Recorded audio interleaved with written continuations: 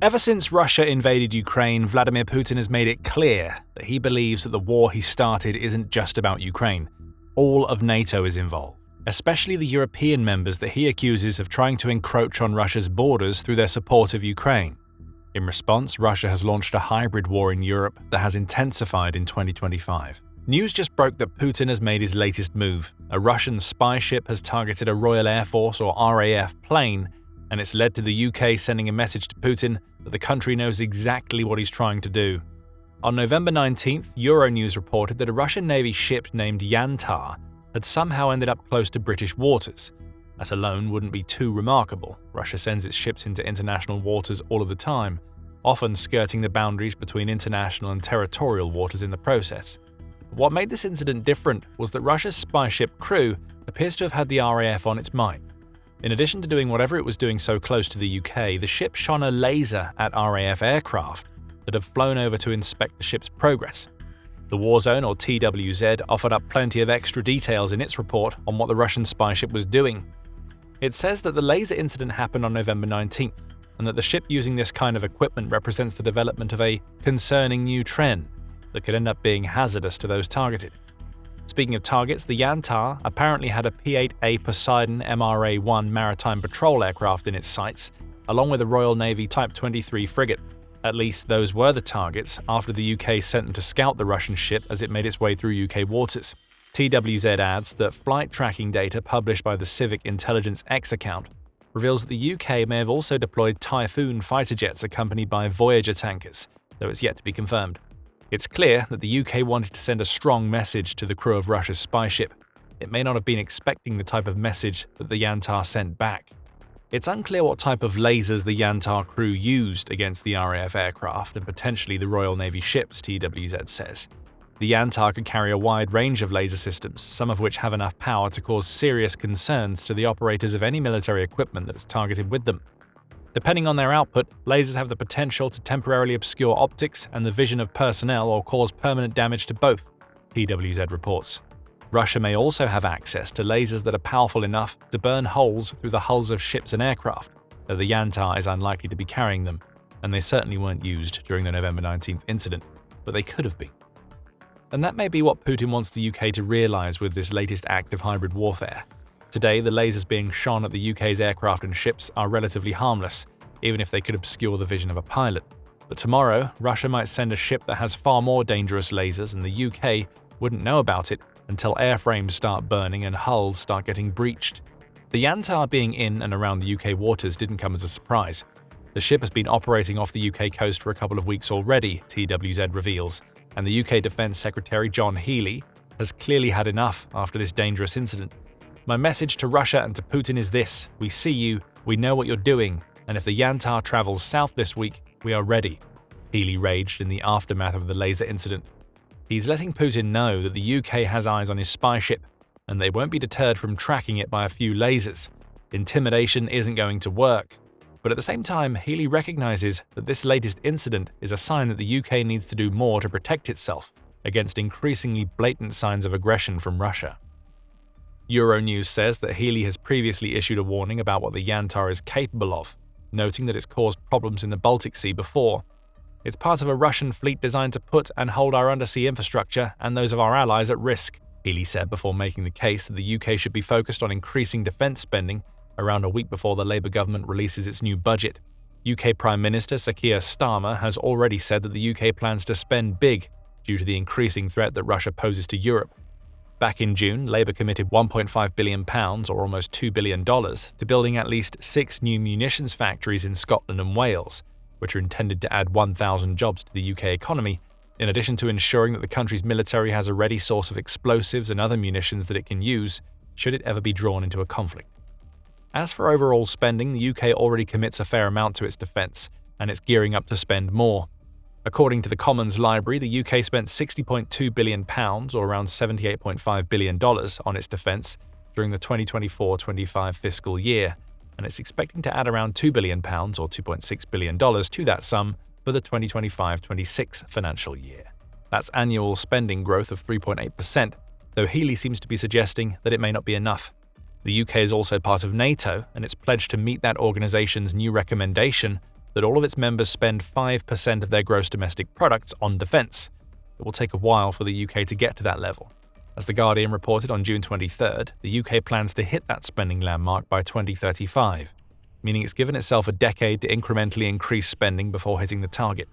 Will what Russia just did prompt an acceleration of that plan?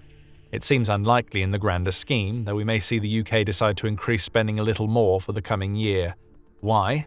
This isn't the first time that the Yantar has made the news for prowling around in another country's waters. Just over 10 days before the Yantar found its way into UK waters, it was causing similar problems for the Netherlands. According to the Maritime Executive, the Dutch Ministry of Defence was forced to escort the Russian spy ship out of its territorial waters after having deployed the offshore patrol vessel HNLMS Friesland to track the Yantar's movements. The Yantar didn't start firing off lasers this time around, instead sailing away into the North Sea while being shadowed by the Dutch escort. The Netherlands then deployed a hydrographic survey vessel named the HNLMS Snellius to examine the area where the Yantar was loitering to ensure that Russia's ship hadn't done anything untoward to undersea infrastructure. November 19th is also just the latest, rather than the first, instance of the UK having to deal with the Russian spy vessel. The Maritime Executive notes that the UK's Ministry of Defence accused Russia's ship of loitering over critical undersea infrastructure in UK waters back in January 2025. And just a few months before that, in November 2024, the Royal Navy sent an even more pointed warning to Putin and his ship-based spies by having one of its submarines surface close to the Yantar. This was a rare occurrence. Submarines don't typically reveal their locations unless they're forced to do so. This time, the UK decided to let Russia know that it has submarines capable of destroying the Yantar in a heartbeat, and that those submarines are tracking every vessel that Russia sends the UK's way. We published a video covering this encounter between the Yantar and a UK submarine back in February, so check it out if you'd like to learn more about that incident. The point we're making here is that Russia won't have a leg to stand on if it tried to claim that the Yantar accidentally found its way into UK waters on November 19th. The ship's lasers were no act of self-defense. They are a tweaking of the UK's collective nose, a little warning delivered by Russia that it's going to continue these types of incursions into UK territory, all as Putin continues to push boundaries during his intensifying hybrid war against NATO's European members. We'll get back to that hybrid war a little later in the video. First, let's take a closer look at the Yantar to understand why it's such a concerning ship, even without the lasers that it's shining into the eyes of RAF pilots. The ship had been on the UK's collective radar for years before this latest incident, as revealed by the fact that the BBC published a profile on the Yantar in January 2018. At the time, Russia seemed to be using the ship for fairly benevolent purposes, having deployed it to Argentina to search for a missing Argentinian submarine that sank, claiming the lives of its 44 crew members. This deployment hinted at the Yantar's main strength, which is that it's absolutely loaded with oceanographic research equipment that is actually spying and surveillance equipment that allows its crew to examine the sea and ocean floors.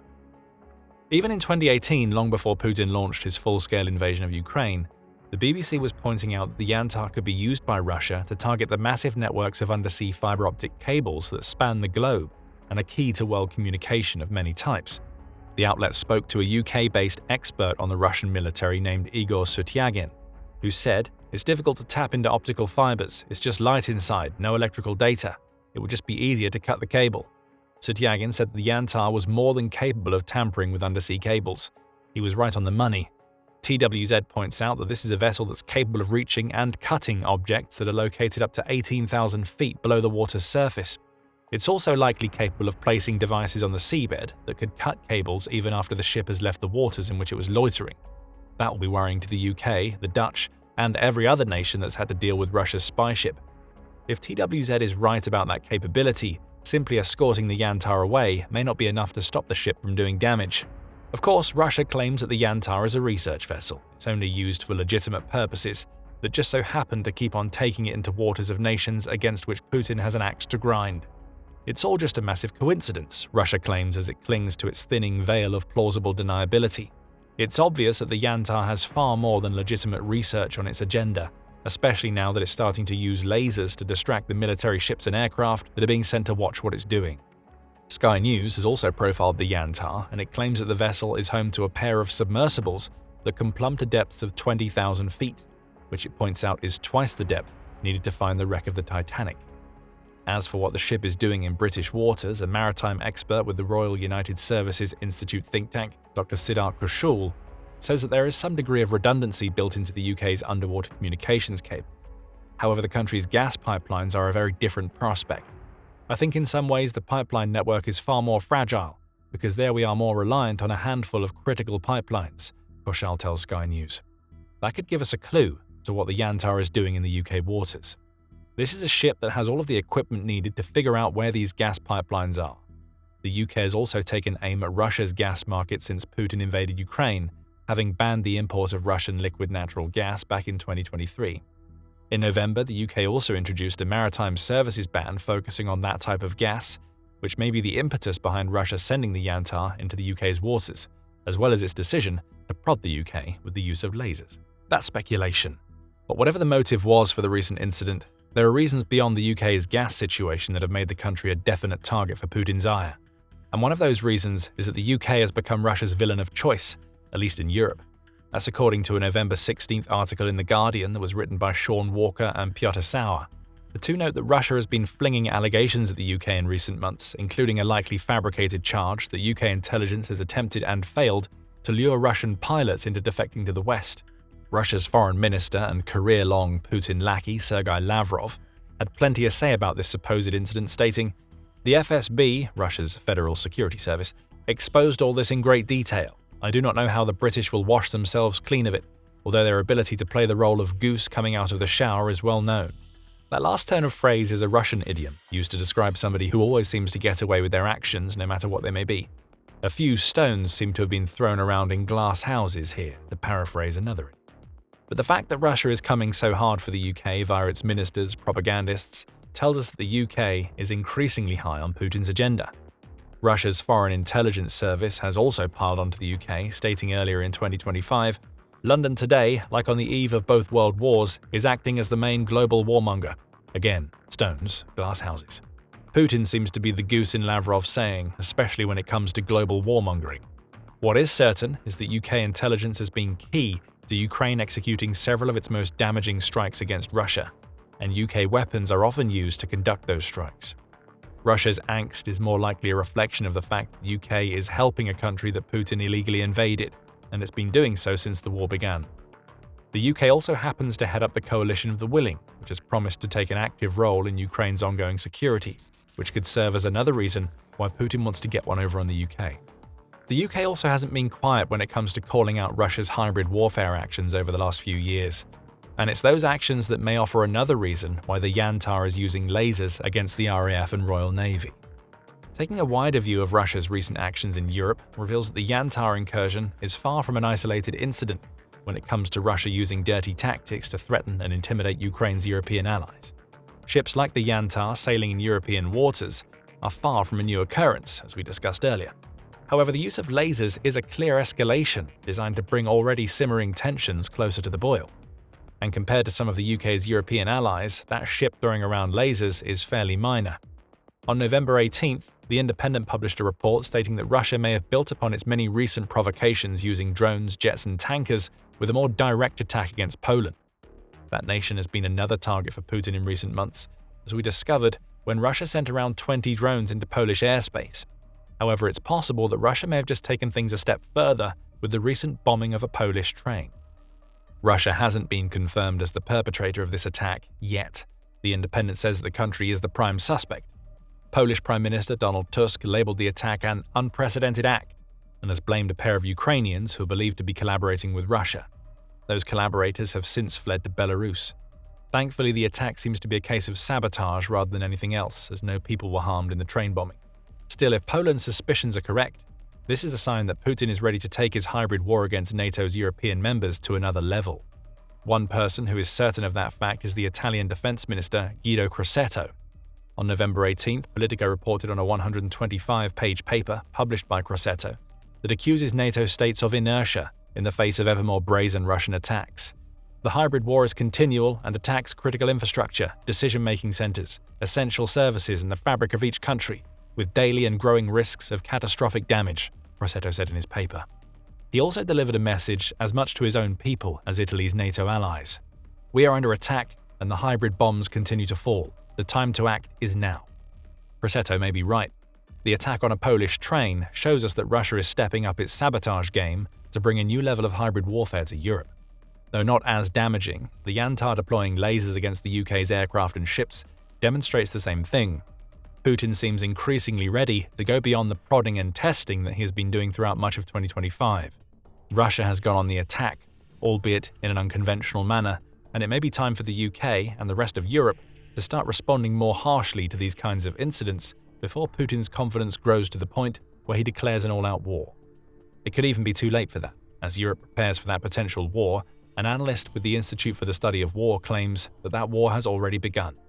Russia is in phase 0 of that war and is preparing to move into phase 1. Find out what these terms mean and how Russia is already at war with Europe in our video. And if you enjoyed this video, remember to subscribe to The Military Show for more coverage of Russia's latest hybrid warfare attacks against Ukraine's European allies. And thank you as always for watching.